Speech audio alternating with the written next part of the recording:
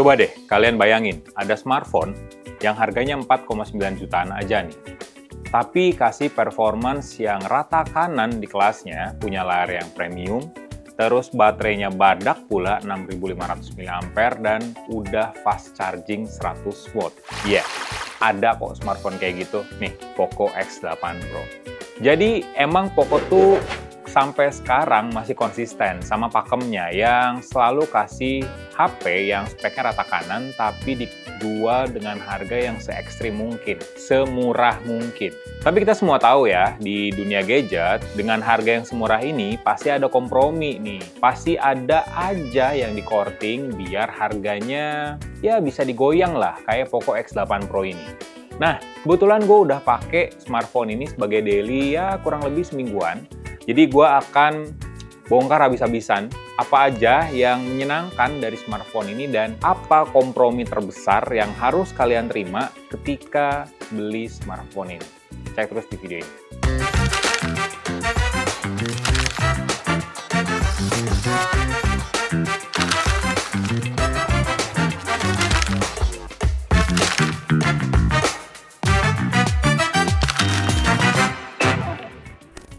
Kita mulai dari soal desain dulu, karena jujur desain Poco X8 Pro ini gue suka. Nggak urakan, nggak murahan, tapi simple. Mewahnya dapet, elegannya dapet, dan nggak kelihatan banget ini tuh smartphone harga 4,9 jutaan. Jadi smartphone ini tuh udah dibikin lebih kecil ya daripada seri sebelumnya, Poco X7 Pro. Jadi layarnya sekarang 6,59 inch, terus bodinya dibikin flat pula, tapi bedanya dibandingin sama seri sebelumnya, sudut-sudut bodinya nggak dibikin menyiku banget, dibikin lebih membulat, jadi smartphone ini lebih pas dalam genggaman. Tuh.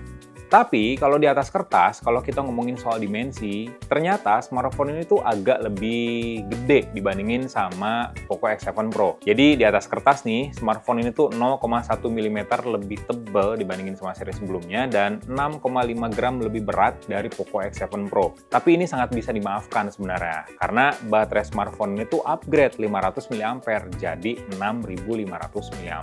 Ngomongin soal build quality, smartphone ini juga udah pakai sasis dari aluminium dan diapit sama bodi kaca nih di belakang dan juga di bagian depan. Bagian depannya udah dilapisin sama Gorilla Glass 7i dari Corning. Terus yang paling gila sebenarnya smartphone ini udah ngantongin rating tahan air dan debu yang lengkap dari IP66, IP68, IP69 sampai IP69K. Itu artinya smartphone ini tahan direndam air di kedalaman 1,5 meter selama 30 menit atau kena semprotan air bertekanan tinggi. Ya seenggaknya ketumpahan air, kena air hujan, harusnya smartphone ini aman banget. Buat desain belakang, jujur ini simple banget dan gue suka desain HP yang simple. Mint green salah satu warnanya yang gue pegang sekarang, ini warna hijau muda, terus teksturnya matte yang bebas jejak sidik jari juga. Terus biar nggak kelihatan plain banget, Poco tuh kasih detail penting. Jadi ada RGB di dua lingkaran lensanya. Cuman masukkan aja nih buat Poco.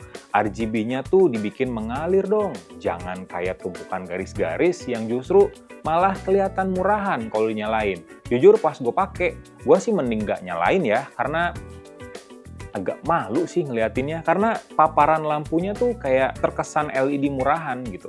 Meskipun kita bisa ngatur warnanya, kita bisa ngatur juga tingkat kecerahannya.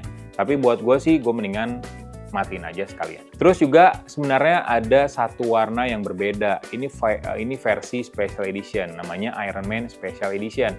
Kalau seri sebelumnya warna merah, nah yang seri sekarang dibikin warna hitam dengan karakter Iron Man di belakangnya. Jadi lebih mewah, lebih beda lah. Layar yang premium, hal yang gue suka juga dari Poco X8 Pro. Bezelnya tipis, simetris pula kiri kanan atas bawahnya. Panelnya AMOLED yang resolusinya tinggi, 1268 x 2756 pixel, kira-kira 1,5K berarti, dengan kedalaman warna sampai 68 miliar warna atau 12 bit. Fitur-fitur kayak SDR10+, Dolby Vision, refresh rate sampai 120 Hz, touch sampling rate sampai 480 Hz, udah ada semua di Poco X8 Pro. Bahkan in-display fingerprint juga yang responnya cepat, ini ada juga di smartphone ini dan tingkat kecerahannya tembus 3500 nits. Jadi terang buat pemakaian di luar ruangan. Hal yang gue suka lainnya dari Poco X8 Pro adalah performance-nya. Smartphone ini jadi yang pertama yang pakai Dimensity 8500, yang bahkan di atas kertas nih lebih kenceng dari Xiaomi 15T, yang notabene itu smartphone high-end premiumnya dari Xiaomi gitu. Dan ini lebih murah, Dimensity 8500. Kalau yang Max itu 9500. Dikombinasiin pula sama RAM LPDDR5X, itu udah flagship loh kelasnya, terus memori UFS 4.1. Jadi varian yang gue pegang sekarang ini RAM-nya 12GB dengan storage 512GB. Setengah tera smartphone murah. Jadi yang 4,9 itu 256, kalau ini 5,7 juta yang 512GB. Seenggaknya booting, buka aplikasi, multitasking, ini lebih cepat di smartphone ini. Gue udah pakai dan ngetes di beberapa aplikasi benchmark, di Antutu Benchmark lah ya, kalian para penyembah Antutu. Ini versi 11, skornya buas, 2,269 juta poin, dan itu skor yang tinggi untuk smartphone kelasan mid-range kayak gini.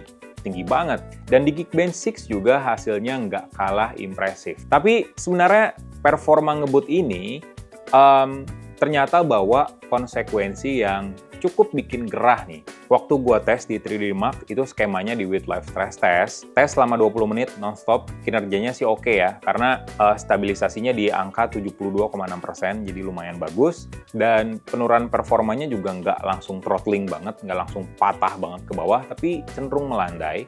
Terus juga selama pengujian, grafik yang ditampilin selama 20 menit non-stop nggak kelihatan patah-patah, tetap mulus kelihatannya. Cuman suhunya tuh beneran panas. Karena based on aplikasi, suhunya melonjak dari 32 derajat Celcius ke 50 derajat Celcius. Panas loh itu. Dan baterainya juga kesedotnya lumayan. Dari 17% gua ngetes, tinggal sisa di 6%. Berarti 11% tuh berkurangnya selama ngetes 20 menit. Cuman ya kabar baiknya, smartphone ini punya baterai yang badak seperti yang gue bilang tadi, 6500 mAh, yang sebenarnya buat pemakaian harian udah mantep banget. Terus juga pengecasannya udah 100 watt hypercharge yang bisa sampai penuh cuman butuh sekitar 40 menitan aja.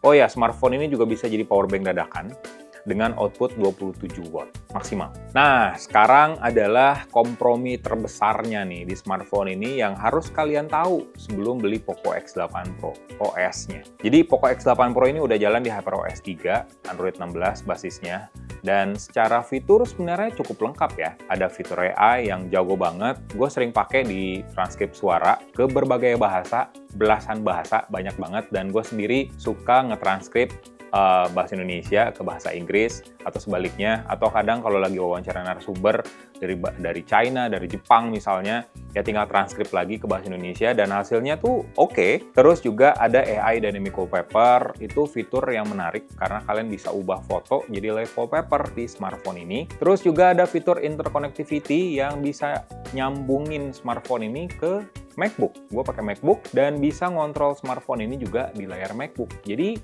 sebenarnya secara fitur HyperOS 3 ini oke banget.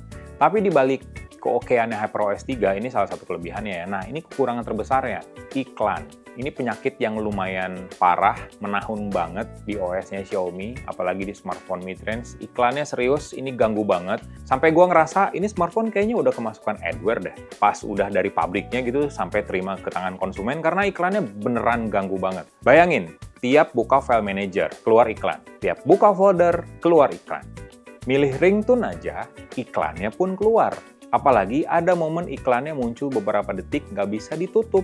Jadi kalian harus lihat tuh iklan selama 5 detik. Buka aplikasi musik bawaan, keluar iklan juga. Bahkan aplikasi security yang harusnya ini soal keamanan ya, iklannya berlapis-lapis. Di depan, setelah scan keluar iklan pop-up, pop-up-nya kelar, ada lagi iklan di dalamnya. Jadi ya, iklannya beneran ganggu banget. Dan iklannya ini ada di semua aplikasi bawaan Xiaomi. Pokoknya yang nyambung ke Get Apps atau ke layanan temanya Xiaomi, itu bakal muncul iklan di smartphone ini. Belum lagi bloatware, aplikasi sampah yang sebenarnya gua nggak pakai, itu banyak banget.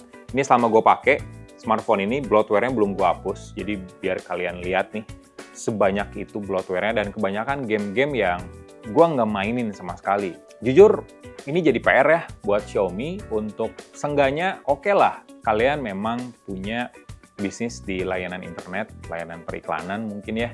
Tapi yang nggak sesering ini juga dimunculin gitu di sebuah smartphone, apalagi ya smartphone baru kayak Poco X8 Pro.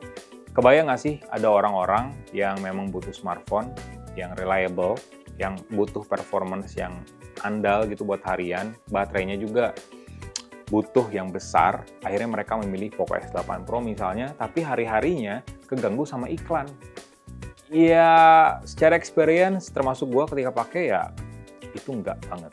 Meskipun ada beberapa tips buat ngilangin iklan, tapi ya menurut gua itu nggak efektif. Karena harusnya yang ngilangin iklan ya Xiaomi-nya sendiri yang bikin HyperOS 3-nya.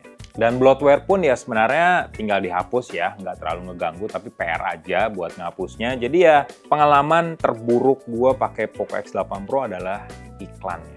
Nah, terakhir soal kamera, dan cukup mengejutkan sih kualitas kamera dari Poco X8 Pro ini lumayan oke, karena kamera utamanya udah pakai 50 megapiksel. Xiaomi sendiri nyebutnya Light Fusion 600, tapi sebenarnya ini sensor Sony IMX882 atau dikenal juga dengan Lithia 600. Udah ada OIS juga, dan hasil jepretannya lumayan oke lah ya. Warnanya bagus, punchy juga, lumayan vibrant, yang ready to post sebenarnya. Terus dynamic range-nya juga luas, kontrasnya juga asik, detailnya juga tajam, bahkan ketika kalian harus ngezoom 2 kali. Tadi gue motret bunga juga, hasilnya bagus.